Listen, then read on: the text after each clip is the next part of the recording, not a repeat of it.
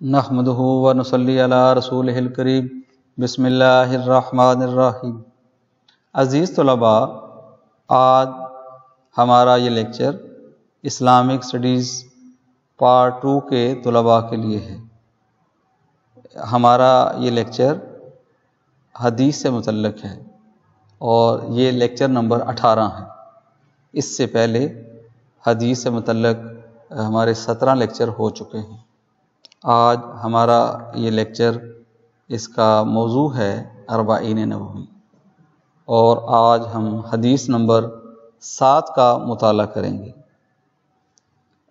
تو حدیث آپ کے سامنے ہے۔ اس کا متن یہ ہے: ان ابی رقیہ تمیم بن اوس الداری رضی اللہ عنہ ان النبی صلی اللہ علیہ وسلم قال الدین النصیحۃ قلنا لمن قال للہ ولکتابہ ولرسولہ ولأئمۃ المسلمین وعامتہم، رواہ مسلم۔ ترجمہ حدیث مبارکہ کا یہ ہے: ابو رقیہ تمیم بن اوس الداری رضی اللہ تعالیٰ عنہ سے روایت ہے کہ نبی کریم صلی اللہ علیہ وسلم نے فرمایا، دین خلوص ہے۔ ہم نے کہا کس کے لیے؟ فرمایا اللہ عز و جل کے لیے، اور اس کی کتاب کے لیے، اور اس کے رسول کے لیے، اور مسلمانوں کے اماموں کے لیے، اور ان کی عوام کے لیے۔ اسے مسلم نے روایت کیا ہے۔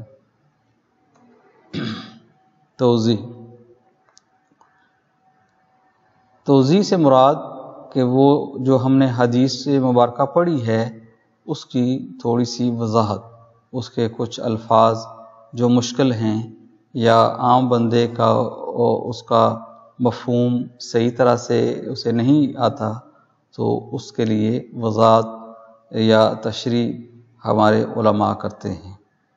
تو دین اصل میں خلوص کا نام ہے۔ الدین و النصیحت کو کے اندر وہ جو الفاظ ہیں، یعنی دین اخلاص کا نام ہے۔ یہ لفظ نصیحت، یہ نصیحت الاصل سے بنا ہے، اصل شہد کو کہتے ہیں، تو جس کا مطلب ہوتا ہے شہد کو صاف کرنا۔ اس کا مطلب ہوا کہ بندے کی نیت اور اس کا عمل ریاکاری سے پاک ہونا چاہیے، اور وہ صاف ستھرا ہونا چاہیے۔ بندے کو اللہ کے لیے، اس کے رسول صلی اللہ علیہ وسلم کے لیے، اور اپنے اماموں اور عام عوام کے لیے مخلص ہونا چاہیے۔ یہاں امام سے مراد ایک تو یہ امام جو ہمیں نماز پڑھاتے ہیں، اور شریعت کے اندر امام اکبر، وہ جو سربراہ مملکت ہوتا ہے، ہیڈ آف دا اسٹیٹ، اس کو بھی امام کہتے ہیں۔ تو وہ جو آرڈر کرتا ہے اپنے عوام کو، کوئی فرمان جاری کرتا ہے، تو اس سے بھی بڑے اخلاص کے ساتھ اس پر عمل پیرا ہونا چاہیے۔ تو یہ پوری ایک چین ہے کہ کس طرح بندے کو اللہ کے ساتھ مخلص ہونا چاہیے، اللہ کے حکم کو بجا لانا چاہیے۔ اسی طرح حضور اکرم صلی اللہ علیہ وسلم کی زندگی میں آپ کے حکم کو صحابہ نے کیسے اس فرمانبرداری کے ساتھ اتباع کی ہے، اب ہمارے لیے وہ سنت ہے۔ تو حضور علیہ السلام کے حکم کو اخلاص کے ساتھ اس پر عمل کرنا چاہیے، اور وقت کے جو حکمران ہیں ان کے احکام کو وہ جو شریعت کے مطابق دیں، اس پر کیسے عمل کرنا چاہیے، کیسے ماننا چاہیے۔ اور عوام کے درمیان جو ہمارے ایک دوسرے کے ساتھ معاملات ہیں، وہ بھی اخلاص پر مبنی ہونے چاہیے۔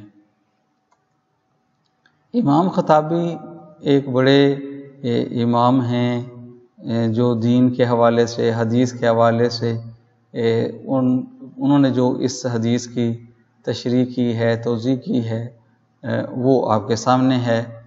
ان کے مطابق نصیحت ایک جامع کلمہ ہے۔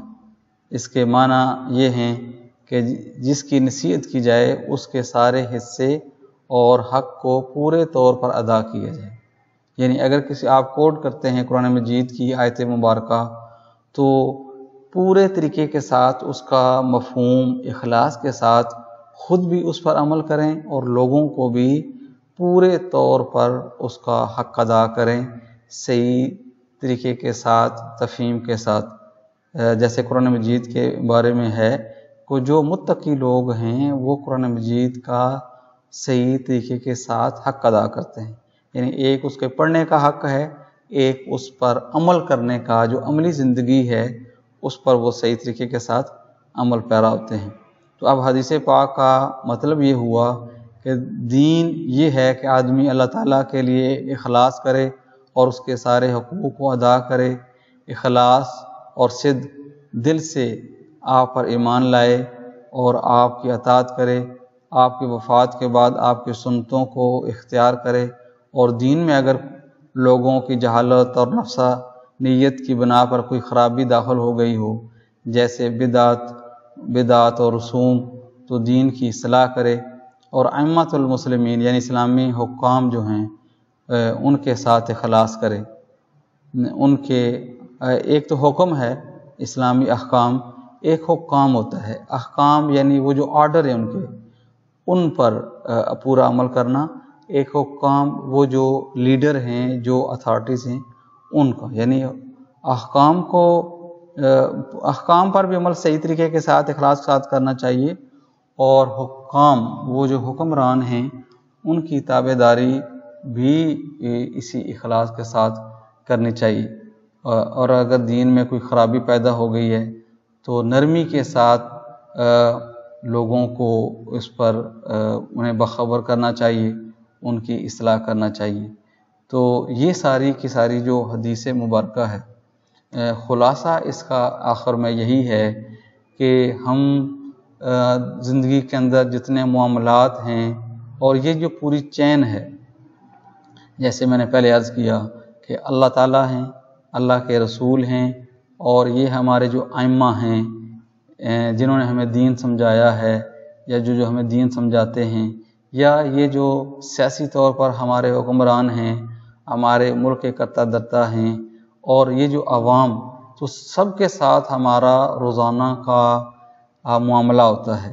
تو یہ ہمارے سارے معاملات اخلاص پر مبنی ہونے چاہیے، اللہ کا حکم صحیح طریقے کے ساتھ سمجھیں اور اس پر صحیح طریقے کے ساتھ عمل کریں، رسول اللہ صلی اللہ علیہ وسلم کی سنت صحیح طریقے کے ساتھ سمجھیں اور صحیح طریقے کے ساتھ اس پر عمل کریں، اپنے حکمرانوں کا حکم صحیح طریقے کے ساتھ سمجھیں، صحیح طریقے کے ساتھ عمل کریں، اور روزمرہ کے معاملات اپنے گھر کے، اپنے ماں باپ کے ساتھ، بہن بھائیوں کے ساتھ، قریبی رشتہ داروں کے ساتھ، دور والے رشتہ داروں کے ساتھ، سارے معاملے اخلاص پر مبنی ہونے چاہیے۔